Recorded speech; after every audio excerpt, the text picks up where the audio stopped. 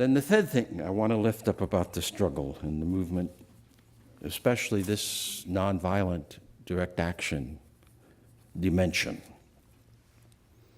that it was a call.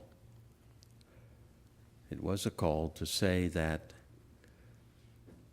the nation may be so wrapped up in its violence that it will not be able to extract itself in the short and the long run. King lifted up. He did not begin as a nonviolent practitioner, though I have no doubt that spiritually and biblically he was there with the massive call that shattered and transformed his calling and his life in 1955. He did not use in the early speeches in Birmingham, in Montgomery, the language of nonviolence. I did find one source here a few months ago where it seems, and I'm still trying to check it out, that he used the term nonviolence for the first time, and perhaps on January 30th, 1956, when his house was bombed. And in the yard, confronting a very unruly and angry crowd of people who were disciplined in their behavior and action, but surprised and dismayed that there would be a bombing in this preacher's home, their spokesperson's home. And King did go out and talk to them. And in the process there, I found this first place where he used the term nonviolence. In any case, no matter when that first happened, he urged the spirituality. December the 5th, 1955, he says at Holt Street Baptist Church in his remarks, "None of us are going to go downtown and burn a cross." Did not just call for love, but he said, we're not going to imitate the wrong, the indignity that we know that has been inflicted upon us. He had that fundamental spirituality. But no matter, where other bus boycotts in 53 had not really used the Gospels of Jesus as a underlying ideology and theology, within weeks of the struggle, I intend to pin it down one day, King was using the language nonviolence, the term nonviolence. Now, there's a great difficulty in the United States about that term, because we've had in the United States the Fellowship of Reconciliation, we've had in the United States the Quaker perspective, we've had in the United States the perspective of the Mennonite and the Brethren and a number of other units of the Christian churches that have called themselves pacifist.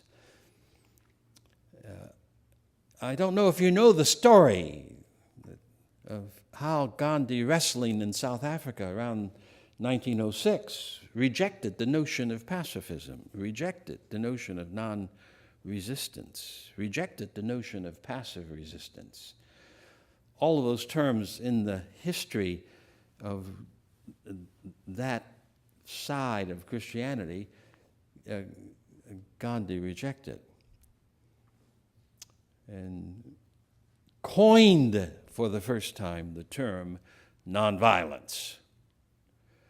And yes, he coined the term as a positive term, as a force more powerful, as a power that had the capacity to help the human race direct itself towards our best and noblest visions and intentions.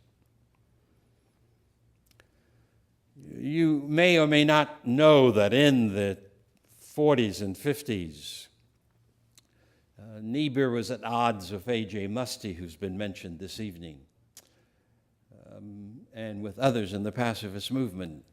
Niebuhr was insisting that pacifism doesn't recognize the use of power. As a freshman in college at Baldwin Wallace, as I met FOR members and said, well, I must be a pacifist, I began also to read Gandhi. I was told in some discussions on pacifism that love is not coercive. Love is more persuasive. It's not coercive. I didn't know what that meant because in many ways as I live and move and act, I know that the power of the love of God translated through my parents and my older sisters, 5 of them, who welcomed me into our home. The love of the people of the congregation of St. James AME Zion Church in Massillon was an undescribable experience that gave me a sense of being a human being, a child before God. It gave me a sense that in a hostile society caused me to reject the hostile society. Your definitions of me are all wrong, inhuman, torturous. I'm none of what you say I am. I am, rather, Jim Lawson, a son of God, a son of man, a son of life, the son of my parents, the son of the stream of the ancestors of slavery in the United States, in this American history. I often thank God that I was born black in America because I did not have the impact of having to wrestle with a cultural religion that allowed me to then discredit and abuse my fellow human being. And I could hear in my reading and studies of the scriptures in elementary school and high school, Jesus who offered life under the unconditional grace of God. The movement was a word to the United States, to Western civilization. For 600 years, our nation, not 600 years, but 600 years, the nations of the West have boasted of the superiority of white civilization. And today, a fierce effort is being made by the Chamber of Commerce, the Council on Foreign Affairs, the Pentagon, the CIA, covert government, and the Congress, and the presidents to allow that 600 years where the wealth and mineral wealth and the technological wealth and the human wealth of the earth will be owned by the minority of the race in the Western world and in the United States. Globalization, which we Christians ought to not use, is but a way of talking about the colonial period of 600 years of conquest and religion and gold. Military purposes will be morphed internationally in a fashion that the people of Nigeria and especially the elite that colonialism has produced will never know that their wealth, their opportunity to develop themselves is draining away in the globalization process, another name for 600 years of conquest and gold out of the West. It is a word of nonviolence. Nonviolence is power. Nonviolence is the power of love, the power of truth, the power of beauty and wonder. It is the mystery of human life and the mystery of the universe. Sometimes I maintain that nonviolent power is simply the power that God has given us in the birth of a baby, the power of life, the power of evolving, the power of truth, the power of physical development. And I maintain that it is that power that is available to us whether we want to use it or not. King has, in many ways, is the symbol of that offering to Western world. He himself said that increasingly the choice is between co-annihilation or coexistence.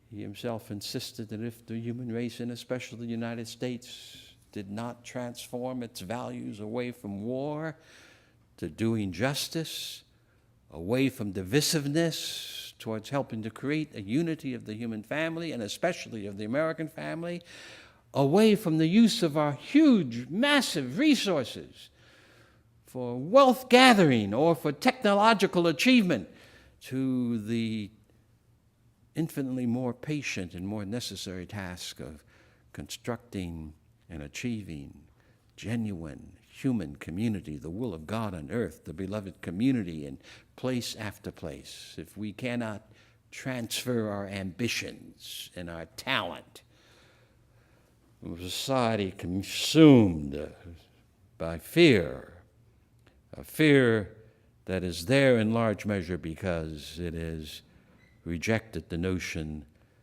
that human community, that Boston community, can become a reality of the presence of God. The movement, King is the symbol and sign of it, is a word about how to manage struggle and conflict. It can be done in a fashion that undermines and sabotages the human spirit and the human community, or it can be done in such a fashion that, yes, even opponents do come around. They come around not because they're converted overnight. That's not the case of nonviolence. They come around because nonviolence charges them with a change of their behavior that's on behalf of all of the community. Nonviolence uses power, puts into the field a power that was not there.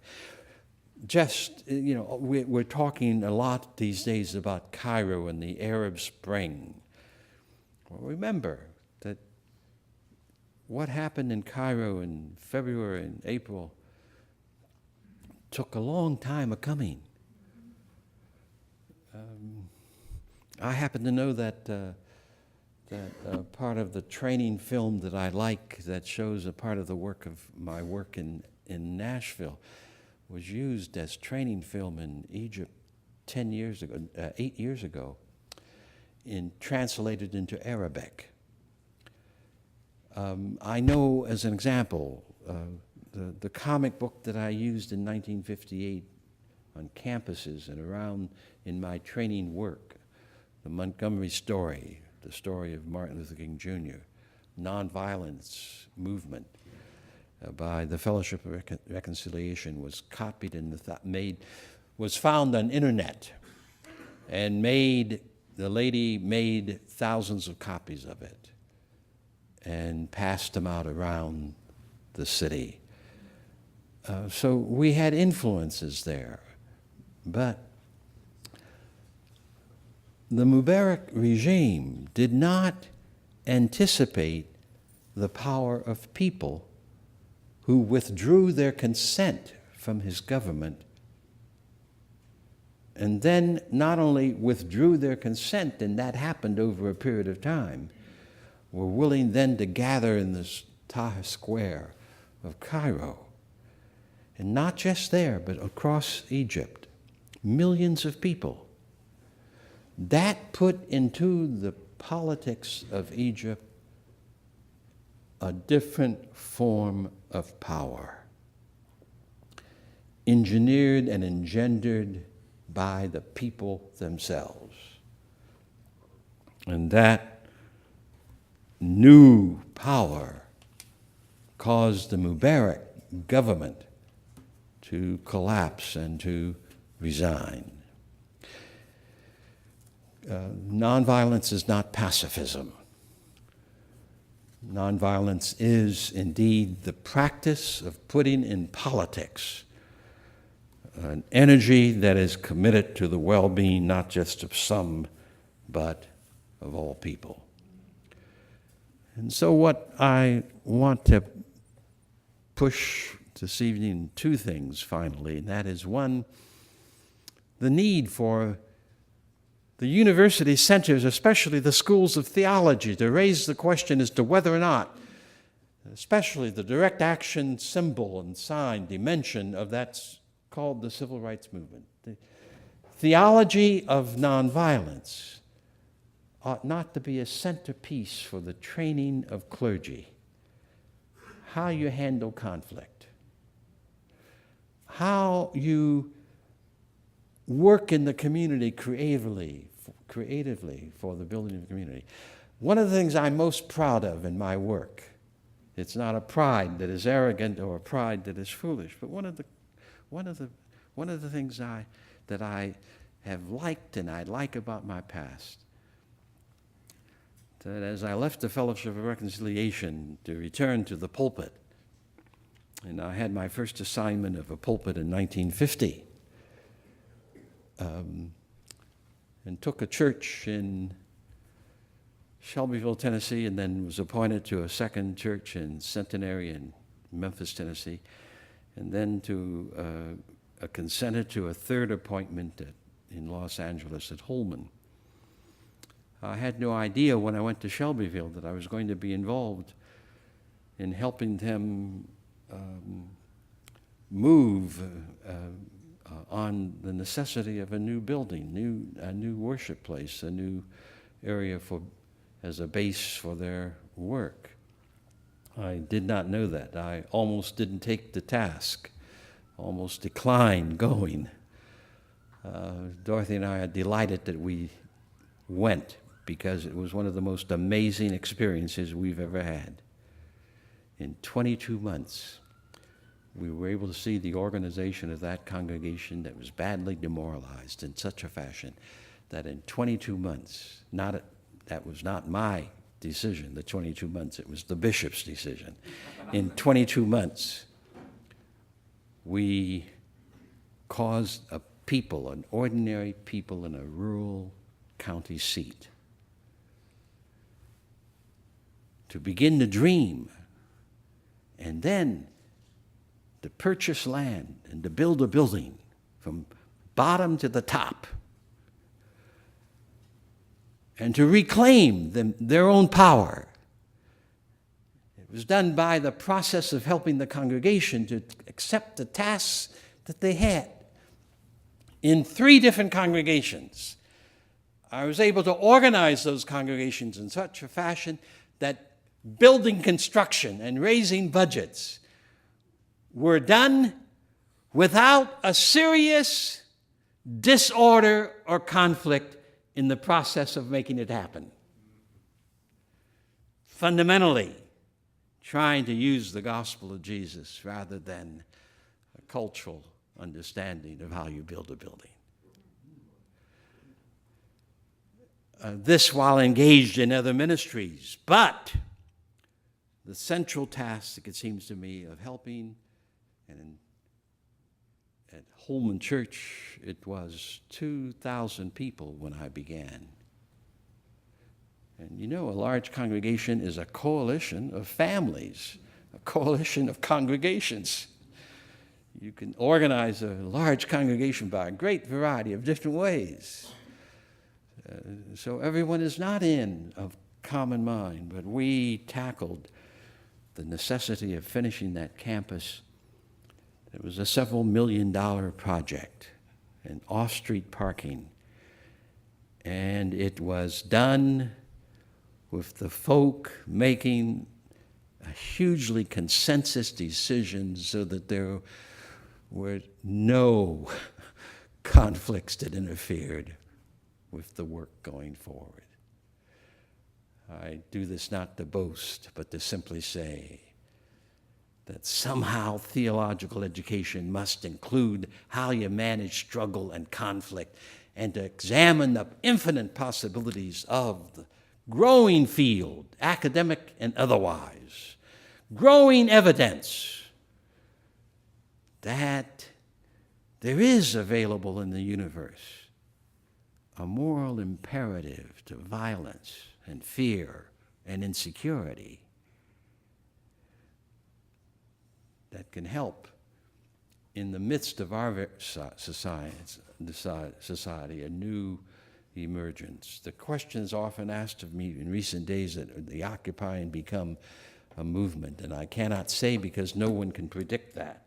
But I want to say that if the occupying movement across the nation, campaign, I say across the nation, the preliminaries perhaps to a movement, to a campaign, it must develop a staunch vision of nonviolent discipline. It must develop a plan, a strategy for change that is both short-term and long-term, and must help a unity of the human spirit from all directions to emerge so that there's a readiness, a willingness to carry the burden of a plan and a discipline that can shake our country in fashions that will cause the past 100 years of nonviolent struggle to pale in comparison. But see Martin Luther King, see the movement as a prophet for nonviolence, for recovering of the deep meaning of love and the gospel of Jesus, and for the creating of power that did change the United States for a time. Not yet enough.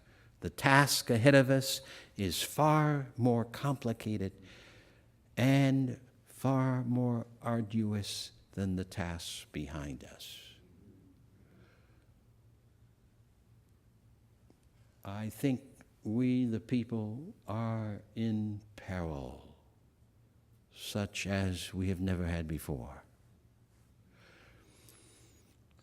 For a nation to be wasting time about deficits and cutting Head Start and cutting this and cutting that and ignoring 800 military installations in 130 countries that we pay for, opening up new military bases in Africa, a new Afra Command that's going to build a series of bases down the East Coast with its present commanding general, a black man stationed in Germany. New bases being built, new drives, in large measure by plantation capitalism, the big corporations that want to see to it that the funds of the earth and the talent of the earth flow towards Western civilization, whether we know what to do with it or not. We are in peril. The Tea Party people and the conservative movement is simply a morphing of the old racism and Jim Crow law, the old sexism, the old violence, the old hatred, with a nice term, conservative, which doesn't mean anything except that we're going to maintain violence, racism, sexism, economic injustice and inequity into the next 100 years, if at all possible. And they don't even know that that's what they represent.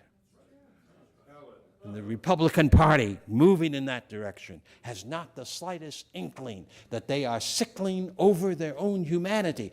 They forget entirely, unconsciously and consciously, that they were birthed to be children of God, birthed to be alive, to be human, not to govern over indignities heaped upon other people. If I could hear the nonviolent movement for just 1 second suggestion, I'd say to us in the theological schools, we ought to teach an ethic for the nation that says that our budgets ought to be aimed at the babies and the children and the young people as the number one priority. And let the rest of the aspects of life fall into place. First things first. I say to you simply, we need such a movement in the 21st century That's what I'm teaching and preaching and using every ounce of energy I have to suggest it. We need in the 21st century movements beyond our imagination. And as the Boston University in the past has helped to stimulate some of the thinking, so maybe the School of Theology today can find ways by which they can frame the training of preachers, pastors, prophets, who see the interconnectedness of pastoring a congregation, who recognize that when they pray when they walk into a sick room, into an ER room, into a crisis of a family, that's one of the highest forms of prayer. Not what they say, but by their presence. That in the same sense that when they walk in the streets with a group of poor people seeking to help them gain the power to lift and change their own status, that is a form of preaching the gospel that perhaps cannot be matched. That when indeed they stand in their pulpit amidst their own people, using not the creeds, not the ideologies, but the gospel of Jesus, they stand in that splendid stream of life that in the civil rights movement, I think, reflected as perhaps at no other time in the history of our country. And I commend you to choosing, as I know that most of us have, community over chaos, hope over despair, and conversion and sanctification over despair. Thank you.